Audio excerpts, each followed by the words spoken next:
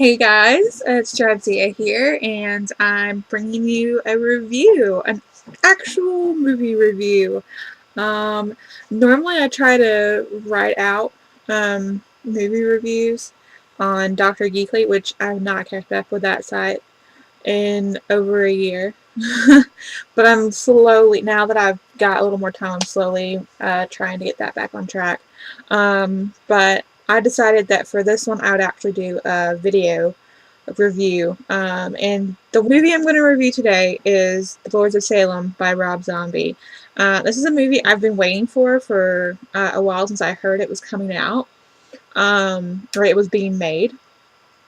And I'm a huge fan of Rob Zombie. Not like overly obsessive, like I know every single thing about Rob Zombie, but he's a genius in my mind. Musically and cinematically, he's a genius.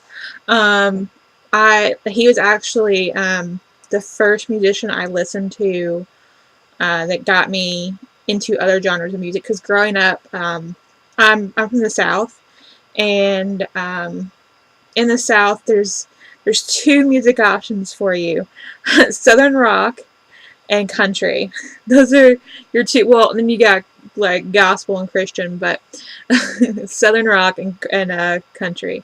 Those are the only two genres I grew up listening to. And then when I was about 13, I was in middle school, and there's a lot of other kids that were listening to like these alternative bands and stuff, and I went out and I bought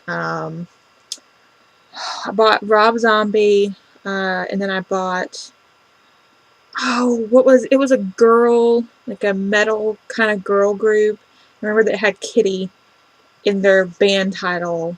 I can't remember. I'm gonna have to look that up now. But I heard Rob Zombie and loved him ever since. I don't know. After that, like, I barely listened to any kind of country or southern rock. It was mostly like metal and alternative and everything else. Not like the metal, like heavy metal, but kind of like the metal where you can actually understand what the people are singing. But yeah, so Lords of Salem, it's, I don't know, it's hard to explain. Like, short version, I loved it. Um, his imagery throughout the movie was fantastic.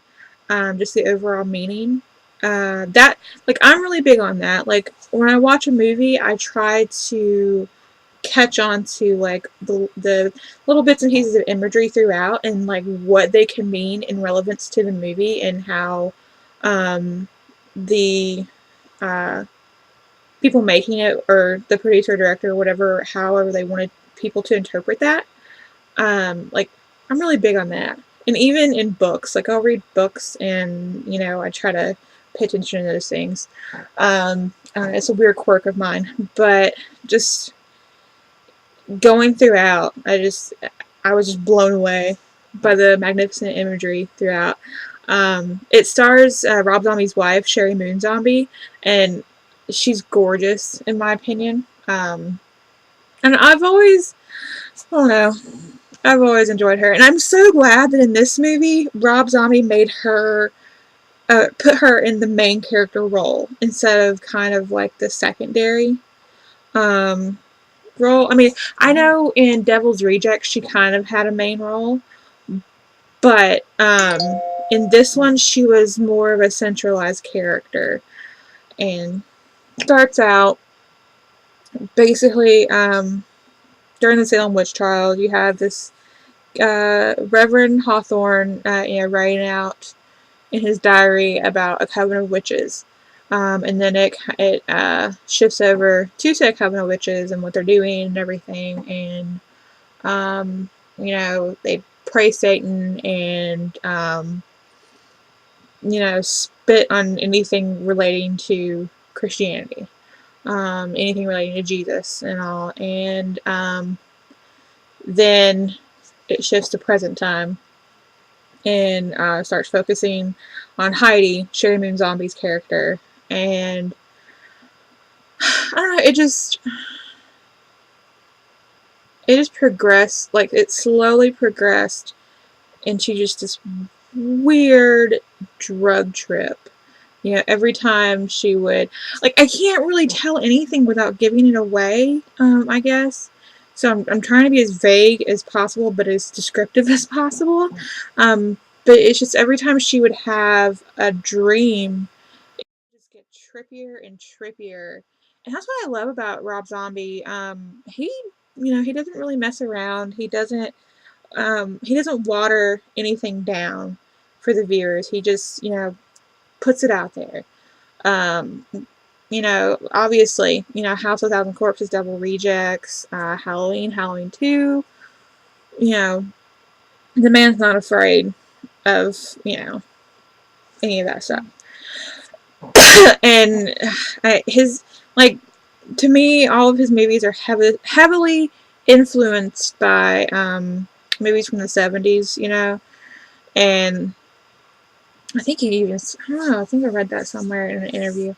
But that's the vibe that I get, is like they're all influenced from the 70s.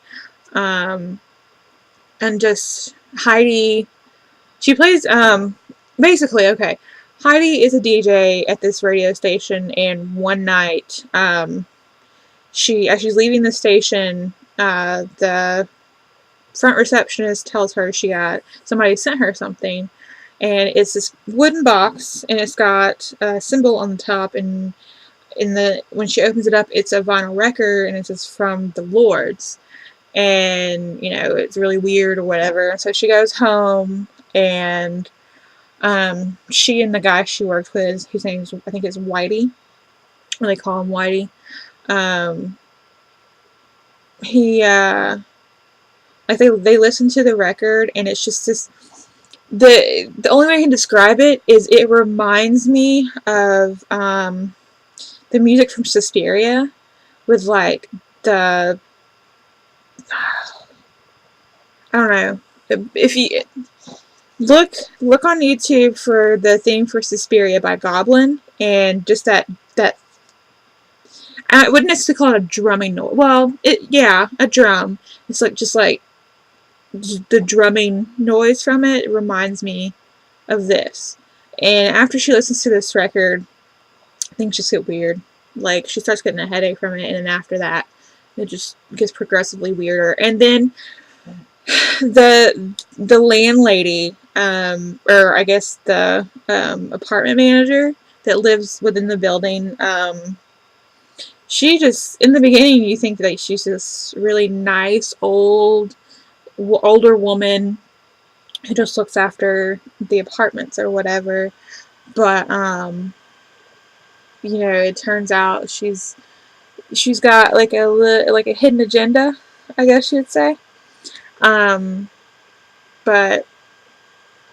yeah, that was weird for me, and I kind of saw it coming too, a little bit, at one point when she comes in from work again and all, and I really, it's hard. Like I said, it's hard for me to really explain anything in the movie without giving anything away, and I really don't want to put any spoilers out there, because I know the movie hasn't been released for very long. It's maybe been over a month since it's been released, and I don't know, if it was like a year or two out, I would have been like, oh yeah, this shit happened, blah blah blah blah blah, no problem. But since it's still new, I'll say this though, Bruce Davison's character, Francis Matthias, he wrote a book about the Salem witches, and he was interviewed on Heidi's radio show and everything, like after he heard the Lords of Salem's the record, the tune, like he just became obsessed with trying to figure this all out. And there was a point in there where I was like, oh yeah, he's gonna save the day, yes, it is. And I should have known that this is, because this is a Rob Zombie movie, there is never going to be a happy ending. There is never a happy ending in a Rob Zombie film.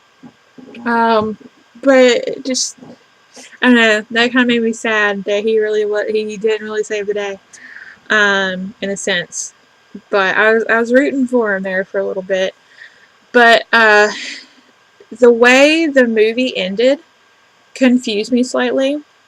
But then I kept watching after the credits, after the movie ended and the credits started going, and then I understood like what the ending meant, and then just the overall the movie as a whole, I understood, because really like when you're as you're watching it, you're kind of like, is she really going mad? Um, or like, is she really going crazy because of this song? Or is this straight up witches of Salem trying to get revenge? And you don't know that until the end, and you're kind of like, ah, ha, ha.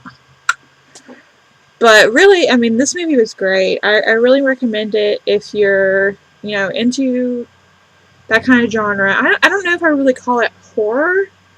Um, I, it's more like a psychological movie to me. But if you're into, stuff like that, then I would really check this out. If you're at all religious, I wouldn't recommend it just because it would probably piss you off a little bit. I, on the other hand, am not religious at all, so this, doesn't affect me in any way other than I love it, as I've said. But yeah, it's a really trippy movie, to say the least. And I gotta give a hand to Rob Zombie because he did a great job. And I can't wait for any movie he releases next. I really hope he does. So like, and the one movie by him that I have not seen yet is El Super Beasto. I don't know why, but I just haven't seen it yet. It's on Netflix, so I should probably take a moment and watch that. But yeah, that's my short-ish review on the subject. So hopefully I will do more of these in the future. And if you're wondering, this is my shirt. It's a roller derby shirt. It's like my absolute favorite. But yeah, so I will talk to you guys later. Thank you so much for watching. Bye.